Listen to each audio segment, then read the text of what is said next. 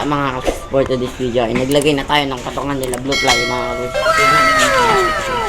Ito mga kalapatids ang patungan nila blue fly mga kalapatids yan. Nakapatong na agad si whitehead mga kalapatids. Ito. At ginawa na natin ng paitlogan ng mga breeder natin na si Kidlat at saka si imported mga kalapatids. Ayan. Ayan si Kidlat at saka si imported mga kalapatids. So mag-replay ulit tayo kay blue fly mga kalapatids.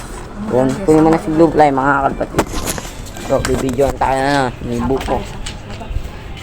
Ito si blue fly mga kalapatids. Initya natin siya ng mas bati kanina mga kalapatids. Kaninang umaga. Kanina pa nakauwi ito mga kalapatids. So nagpahinga muna natin mga kalapatids. Tara. Initya na tayo mga kalapatids. Stop na muna. Okay, stop muna. Bye. Please, magsha-shoutout muna tayo mga kalapatids dahil nandito na si blue fly. Pakita mo si blue fly mga kalapatids. Yan si blue fly mga kalapatids. Ito mga kalapatids, magsha-shoutout tayo. Shoutout nga pula kay Kuya Yayan.